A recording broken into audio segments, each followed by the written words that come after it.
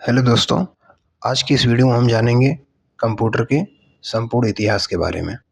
तो आज की इस विशेष सत्र में हम कंप्यूटर के इतिहास की हम जानेंगे कि कैसे शून्य से शुरू होकर आज हम आर्टिफिशियल इंटेलिजेंस यानी एआई के युग तक पहुँचे हैं। तो चलिए शुरू करते हैं।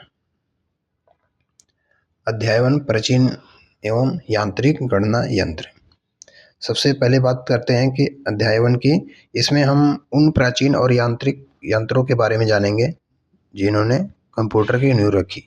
यह वो दौर था जब बिजली नहीं थी और गणना केवल लकड़ी या धातु से पुर्जों से होती थी। आगे देखते हैं। अबेकस। कंप्यूटर की शुरुआत होती है अबेकस से और इसका जो आविष्कारक था लगभग 2500 से 3000 ईसा पूर्व। मतलब कि कंप्यूटर की शुरुआत होती है अबेकस से और लगभग 3000 साल पहले चीन और बेबीलोन में इसका आविष्कार हुआ। इसे दुनिया का पहला गणना यंत्र माना जाता है और इसे हिंदी में गिनतारा भी कहते हैं। दिलचस्प बात यह है कि आज भी इन देशों में बच्चों की गणित सिखाने के लिए इसका प्रयोग होता है। इसका हिंदी नाम है गिनतारा और इसे आधुनिक अबेकस इसका आविष्कारक टिम क्रेनबर ने किया था। Napier bones. इसके बाद 1617 में स्कॉटलैंड के वैज्ञानिक जॉन नेपियर ने नेपियर बोन्स बनाया। यह हाथी दांत या लकड़ी की छड़ियों से बना था। इसकी मदद से गुणा और भाग करने का बहुत आसान हो गया था। कब हुआ था आविष्कार इसका? 1617 में। किसने किया था? जॉन नेपियर ने। और इसमें कैसे गणना होती थी? तो हाथी के दांत और लकड़ी की धातुओं से बनी आयताकार छड़ियों का समूह था। इस तरीके से गणना होती थी। इसमें कौन कौन सी गणना होती थी? और इसी मदद से गुणा और भाग होता था। आगे देखते हैं। पास्कलाइन। साल आता है 1642। तो इसमें ब्लेज पास्कल ने पास्कलाइन का आविष्कार किया। दोस्तों, इस दुनिया का पहला मैकेनिकल कैलकुलेटर कहा जाता है और इसे एडिंग मशीन भी कहते थे क्योंकि यह मुख्य रूप से जोड़ और घटाव करने के काम आती थी। तो इसका आविष्कार कब हुआ था? 1642 ईस्वी में। यह विश्व का पहला मैकेनिकल कैलकुलेटर भी माना जाता है। कौन सा? पास्कलाइन। इसे एडिंग मशीन भी कहते हैं और इस क्योंकि यह केवल जोड़ और घटाव कर सकता था। इसमें पहिए और गियर और सिलेंडर का प्रयोग किया गया था। आगे देखते हैं। Difference engine. इसका आविष्कार हुआ था 1822 में। किसके द्वारा? चार्ल्स बेबेज के द्वारा।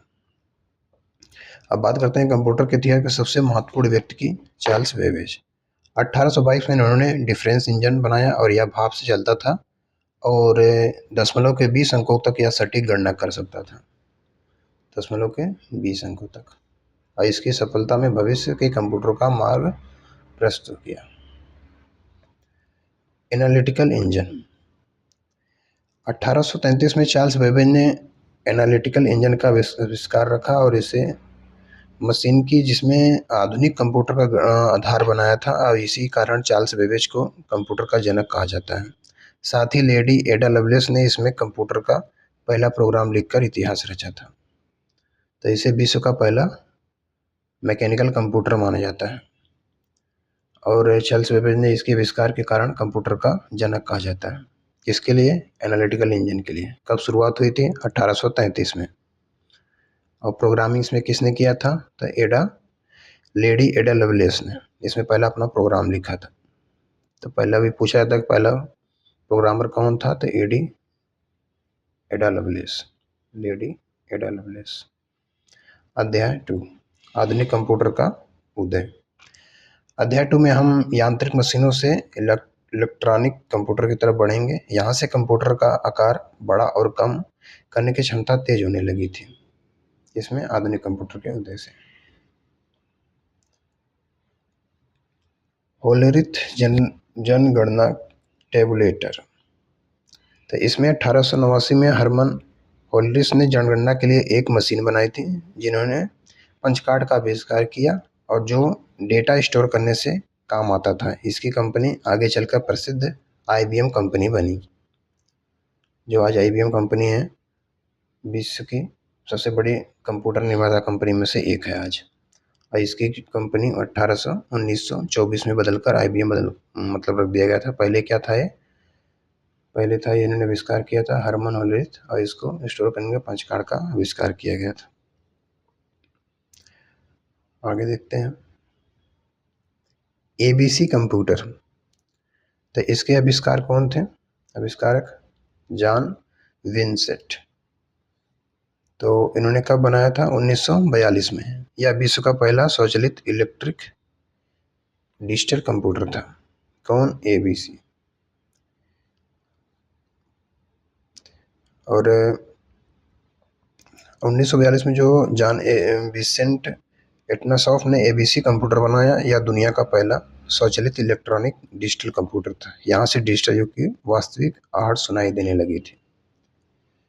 और mark first computer. Mark first Harvard Aiken ने आईबीएम के साथ मिलकर 1944 में मार्क फर्स्ट बनाया। यह दुनिया का पहला पूर्ण रूप से स्वचालित इलेक्ट्रोमैकेनिकल गणना यंत्र था। यह बहुत मशीन मतलब बहुत ही विशाल थी। आविष्कारक थे हार्वर्ड आइकेन। अब विश्व का प्रथम पूर्ण स्वचालित विद्युत यांत्रिक गणना यंत्र था। इसका पूरा नाम था ऑटोमेटिक सीक्वेंस कंट्रोल कैलकुलेटर था। Automatic sequence. अब आता है ENIAC, प्रथम पूर्ण इलेक्ट्रॉनिक। इसका पूरा नाम होता है electronic numerical integrator and computer. इसे साल 1946 में आया था। और ये ENIAC इसका पूरा नाम है, बता ही दिया आपको, electronic numerical integrator and computer. यह पहला पूर्णतः इलेक्ट्रॉनिक डिजिटल कंप्यूटर था। यह इतना तेज था कि 1 सेकंड में 5000 तक की गणनाएं कर सकता था। होता है एलन ट्यूरिंग का योगदान। कंप्यूटर विज्ञान में एलन ट्यूरिंग का नाम 16 अक्षरों में लिखा है। इन्हें आधुनिक कंप्यूटर विज्ञान का जनक माना जाता है। उन्होंने ट्यूरिंग मशीन का सिद्धांत दिया, जिससे मशीनों को बुद्धिमान बनाने में रास्ता दिखाया। शुरुआत हुई थी 1946। इन्होंने ट्यूरिंग मशीन का आविष्कार किया था। एलन ट्यूरिंग ने क्या बनाया था? इन्होंने ट्यूरिंग मशीन का आविष्कार किया था। इससे क्या हुआ था कि इलेक्ट्रॉनिक कंप्यूटर के सिद्धांतों के आधार में बहुत बड़ा योगदान था इनका। और इन्हें एलन ट्यूरिंग को आधुनिक कंप्यूटर का जनक माना जाता है।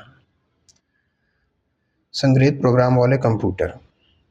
पहले कंप्यूटरों में डेटा सेव करने की सुविधा नहीं थी। वॉन न्यूमैन ने EDIAC के जरिए स्टोर्ड प्रोग्राम का सिद्धांत दिया। इसके बाद मॉरिस विल्क्स ने EDSAC बनाया, जिसमें निर्देशों को मेमोरी में स्टोर किया जाता था।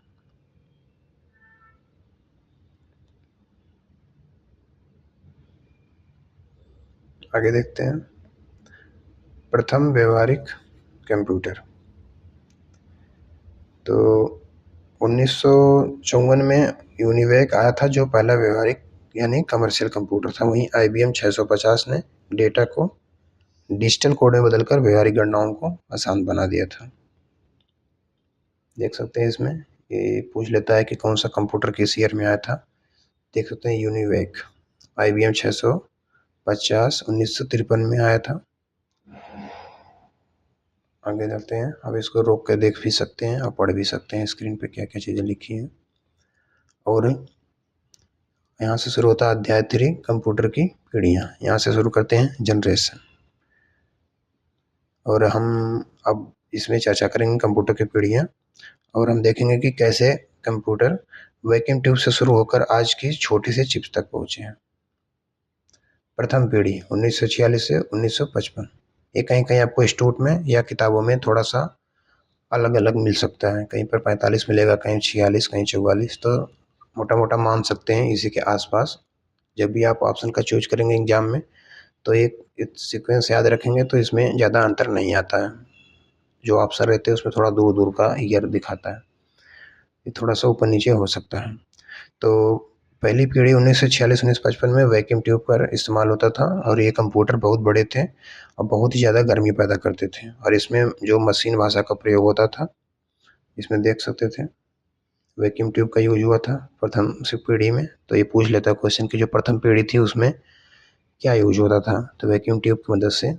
और इसमें जो भाषा थी मशीन भाषा 0 और 1 थी। और इसमें मेमोरी कौन सी लगी हुई थी, तो मैग्नेटिक ड्रम और पंच का। और इसकी स्पीड कितनी थी, 10⁻³ सेकेंड थी। और इसके उदाहरण तो इसमें कंप्यूटर के नाम आते हैं इनिवैक, यूनिवैक, IBM 701। ये पूछ लेता है कभी कि IBM 701 किस पीढ़ी के कंप्यूटर हैं, तो यहाँ पर आप देख सकते हैं और नोट भी कर सकते हैं। द्वितीय पीढ़ी, इसमें आता है 1956 से 1964। ये दूसरी पीढ़ी है और इसमें वैक्यूम ट्यूब की जगह ट्रांजिस्टर आ गए थे। और इसमें कंप्यूटर छोटे और तेज और सस्ते हो गए थे। इसी दौर में कोबोल और फोर्ट्रान जैसी भाषाओं का विकास हुआ था। किसमें, द्वितीय पीढ़ी में, सेकंड जनरेशन में। तो पूछ लेता है कि असेंबली भाषा किस जनरेशन की भाषा है, तो उसमें बोल सकते हैं सेकंड जनरेशन की भाषा है। तो इसमें कौन कौन सी भाषा आई थी, असेंबली भाषा, असेंबली लैंग्वेज, कोबोल, फोर्ट्रान। और इसकी स्पीड कितनी थी, पहले वाले में 10⁻³ थी और इसकी जो स्पीड थी हो गई थी 10 माइक्रोसेकंड में, 10⁻⁶ सेकंड। और इसमें सेकंड जनरेशन में क्या कौन कौन से कंप्यूटर थे, तो IBM 1401, एटलस और हनीवेल 400। हनीवेल ज़्यादातर पूछता है एग्जाम में कि हनीवेल 400 किस जनरेशन के कंप्यूटर हैं, तो सेकंड जनरेशन के हैं। तो इसमें जो सेकंड जनरेशन का कंप्यूटर के पीढ़ियों में क्या यूज होता था, तो मुख्य रूप से ट्रांजिस्टर यूज होता था। पहले वाले में क्या यूज होता था, वैक्यूम ट्यूब। इसमें क्या यूज हो रहा है, ट्रांजिस्टर। आगे देखते हैं। मेमोरी कौन सी थी, मैग्नेटिक टेप, मैग्नेटिक को। तृतीय पीढ़ी आती है 1965 से 1975। तीसरी पीढ़ी यानी इसमें इंटीग्रेटेड सर्किट का प्रयोग हुआ था और जैक किल्बी ने इसका आविष्कार किया था। इसी दौरान कीबोर्ड और मॉनिटर का इस्तेमाल पहली बार किया गया। देख सकते थे तृतीय पीढ़ी से ही शुरू हो गया था IC, इंटीग्रेटेड सर्किट। IC का फुल फॉर्म भी कभी पूछ लेता है तो इसका फुल फॉर्म होता है इंटीग्रेटेड सर्किट। तो इसमें कौन सी लैंग्वेज यूज हो रही थी, बेसिक, पास्कल और PL। और इसकी जो स्पीड थी उसकी कितनी थी, 10⁻⁹। तीन के सीक्वेंस में याद कर सकते हैं। पहले में क्या था, 10⁻�3, दूसरे में 10⁻�6 और तीसरे में आ गया 10⁻⁹। और इसके उदाहरण दे सकते हैं कि तृतीय पीढ़ी के कौन कौन से कंप्यूटर हैं, तो IBM 360, CDC 6600, PDP 8। तो CDC 6600 इसको याद कर सकते हैं, एग्जाम में पूछता है, इंपॉर्टेंट सभी हैं।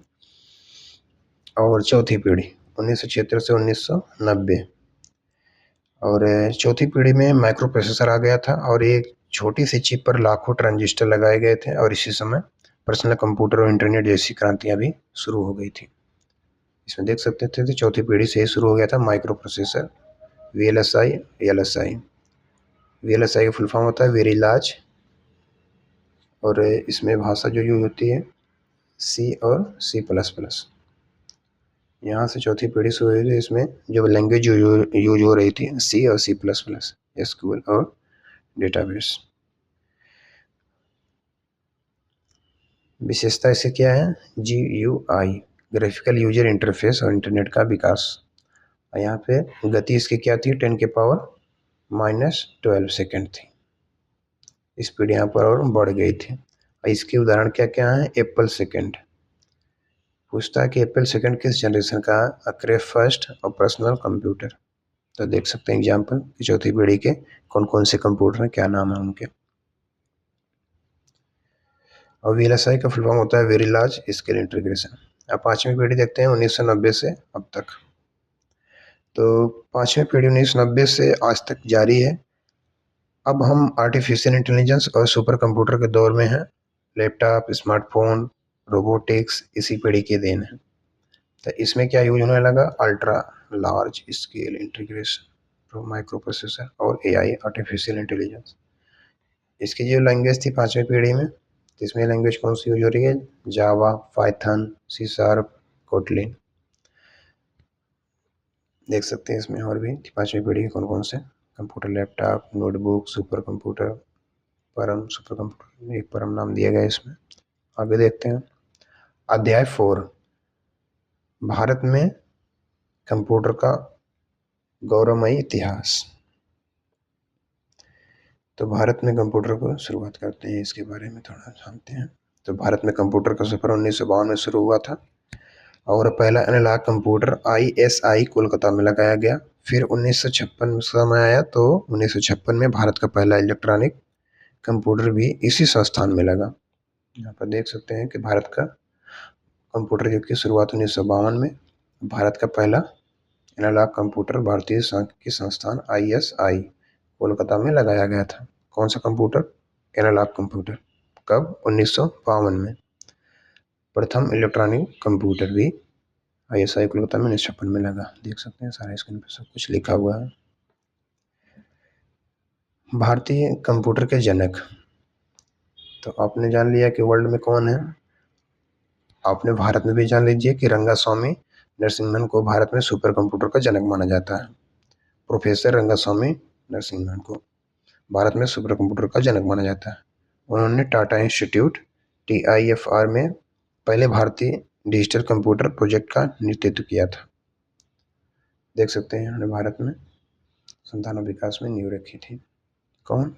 रंगास्वामी नरसिम्हन प्रोफेसर थे। सिद्धार्थ, सिद्धार्थ जो है ये भारत में निर्मित पहला कंप्यूटर है। भारत में निर्मित पहला कंप्यूटर, भारत में निर्मित पहला कंप्यूटर का नाम क्या है? सिद्धार्थ है।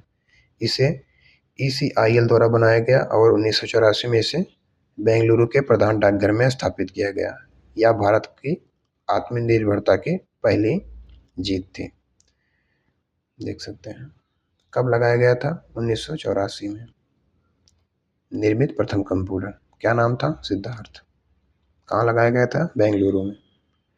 भारतीय माइक्रो प्रोसेसर और शक्ति, हार्डवेयर के मामले में भी भारत पीछे नहीं है। IIT मद्रास ने शक्ति नाम से भारत का पहला स्वदेशी माइक्रो प्रोसेसर बनाया है जो सुरक्षा के लिहाज से बहुत ही महत्वपूर्ण है। तो भारत में निर्मित प्रथम प्रोसेसर बोल सकते हैं कि भारत में निर्मित प्रथम प्रोसेसर का नाम क्या है? शक्ति है। ऐसे किसने बनाया था? IIT मद्रास शोधकर्ताओं वैज्ञानिकों ने इसे बनाया था। विश्व का पहला प्रोसेसर का क्या नाम है? तो ये पहला जो प्रोसेसर बना था इंटेल 4004। कब आया था ये? 1971 में आया था। आगे देखते हैं। परम, सुपर कंप्यूटर के क्षेत्र में भारत का नाम चमकाने वाला जो व्यक्ति है वो डॉक्टर विजय भटकर है। 1991 में मतलब 1991 में उन्होंने परम 8000 बनाया जो भारत का पहला सुपर कंप्यूटर था।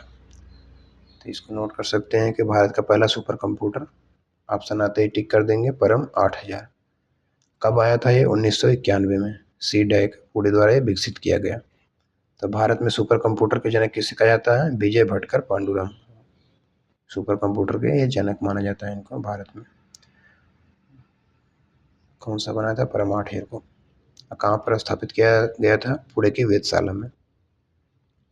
भारत के वर्तमान सुपर कंप्यूटर, तो आज भारत के पास एरावत जैसी शक्तिशाली AI सुपर कंप्यूटर है जिसकी रैंकिंग दुनिया में टॉप 100 के अंदर है और यह साथ ही प्रत्यूष और मिहिर मौसम विभाग में शानदार काम कर रहे हैं। जो एरावत है ये भारत का सबसे तेज सुपर कंप्यूटर ग्लोबल रैंकिंग में 75वां स्थान है।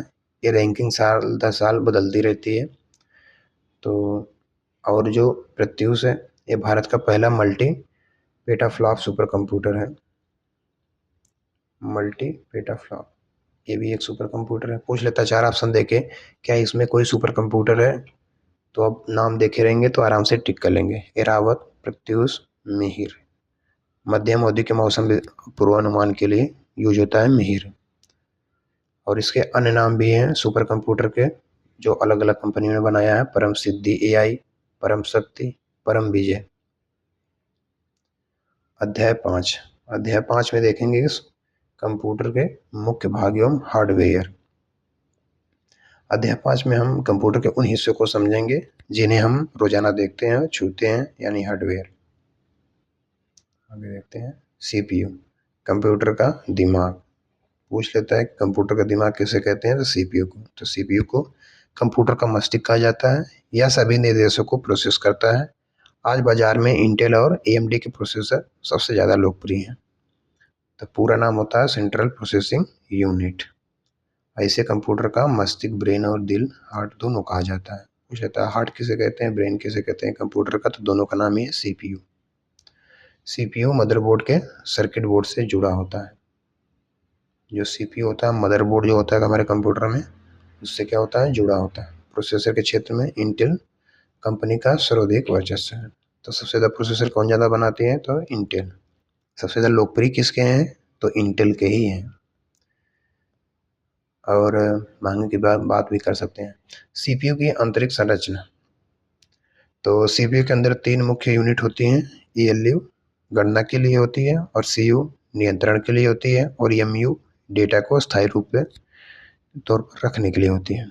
यहाँ पर उनके फुल फॉर्म भी देख सकते हैं, इनको डिटेल में पढ़ भी सकते हैं। ईएलयू अर्थमेटिक लॉजिक यूनिट, गणितीय गणना है, और सीयू मतलब कंट्रोल यूनिट, इसे नर्वस सिस्टम भी कहा जाता है कंप्यूटर का। एमयू डेटा को प्रोसेस करने का, स्टोर करने का है। और डिस्प्ले और इनपुट डिवाइस, तो डिस्प्ले और इनपुट डिवाइस, डिस्प्ले को हम वीडियो कहते हैं। कीबोर्ड की बात करें तो ये एक स्टैंडर्ड कीबोर्ड होता है। कोई अगर एग्जाम में पूछ लेता है कि स्टैंडर्ड कीबोर्ड में, वैसे कीबोर्ड में बहुत सारी बटन होती है, तो आपको कंफ्यूजन नहीं होना है। उसमें क्वेश्चन में डायरेक्ट पूछेगा कि स्टैंडर्ड कीबोर्ड में कितनी बटन होती हैं, तो आप बेधड़क बता सकते हैं 104 बटन होते हैं। हालांकि यह गेमिंग और मल्टीमीडिया कीबोर्ड में कम से ज़्यादा हो सकते हैं, लेकिन ये स्टैंडर्ड पूछा जाता है कि स्टैंडर्ड कीबोर्ड जो होता है उसमें कितनी कितनी बटन होती हैं, तो 104 होती हैं। तो मॉनिटर, इसे वीडियो मतलब विजुअल डिस्प्ले यूनिट कहते हैं। और कीबोर्ड एक मानक स्टैंडर्ड जिसमें लिखा है, आप पढ़ सकते हैं। और मल्टीमीडिया कीबोर्ड बटनों की संख्या निर्भर नहीं करती है, जैसे वॉल्यूम आ जाता है, कुछ और अलग अलग फीचर आते हैं, अलग अलग रेट के हिसाब से अलग अलग कंपनियों पर निर्भर करता है। तो स्टैंडर्ड कीबोर्ड जो हमारा होता है 104 बटन के साथ आता है। माउस और पावर सप्लाई, माउस का आविष्कार जो है डगलस एंजलबर्ट ने किया था, और वहीं यूपीएस हमारे कंप्यूटर का रक्षक है, जो बिजली कटने पर डेटा को सुरक्षित सेव करने का समय देता है। तो यूपीएस को फुल फॉर्म होता है अनइंटरप्टेबल पावर सप्लाई, या बिजली जाने पर कंप्यूटर को बैकअप प्रदान करता है। जैसे बिजली कटती है तो हम क्या करते हैं, अपने डेटा अगर सेव नहीं किए तो सेव कर लें, कुछ समय का ये पावर बैकअप देता है, कंप्यूटर को बिजली सप्लाई करता रहता है। और माउस, इसका आविष्कार डगलस ने किया था, जिसमें 3 बटन होते थे, लेफ्ट, राइट और स्क्रोल, आज भी होते हैं।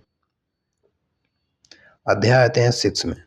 अध्याय 6 में देखते हैं टेक्स्ट योरसेल्फ, अभ्यास प्रश्न। चलिए हम देखते हैं कि आपने कितना सीखा। प्रश्न है, आगे देखते हैं। एप्पल सेकंड किस पीढ़ी के कंप्यूटर का उदाहरण है। कुछ इसी तरह के क्वेश्चन आपको एग्जाम में दिखेंगे अलग अलग, जो आपके आज स्लाइड में देखे हैं। तो कौन सा आंसर इसका होगा, चौथी पीढ़ी का है। आगे प्रश्न देखते हैं। ट्रांजिस्टर तकनीक का प्रयोग सबसे पहले किस पीढ़ी में हुआ था, तो दूसरी पीढ़ी में हुआ था। अभ्यास 3, कंप्यूटर के किस पीढ़ी ने प्रोग्रामिंग भाषा में रूप से मशीन कोड का आविष्कार किया, तो फर्स्ट जनरेशन। तीसरी पीढ़ी के कंप्यूटर का मुख्य इलेक्ट्रॉनिक अवयव कंपोनेंट क्या है, तो इंटीग्रेटेड सर्किट। आगे देखते हैं, पास्कल रेटिंग मशीन बनाने वाले ब्लेज पास्कल किस देश के निवासी थे, ये भी क्वेश्चन बार पूछता है, तो फ्रांस के हैं।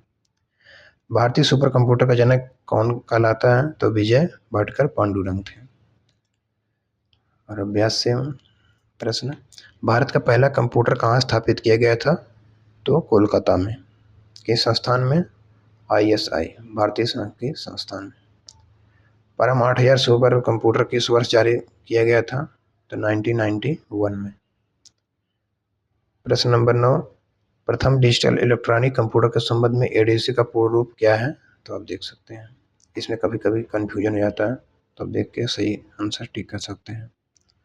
वेरी कंप्यूटर, चार्ल्स बेबेज द्वारा डिजाइन किया गया पहला इलेक्ट्रॉनिक यांत्रिक कंप्यूटर किस नाम से जाना जाता है, तो एनालिटिकल इंजन के नाम से जाना जाता है। तो आशा है कि यह जानकारी आपके लिए उपयोगी सिद्ध हुई होगी। अगर आपको ऐसे ही आगे भी वीडियो चाहिए तो आगे वीडियो आती रहेगी, तो चैनल को सब्सक्राइब करके ज़रूर रखें। आज के लिए बस इतना ही, थैंक यू।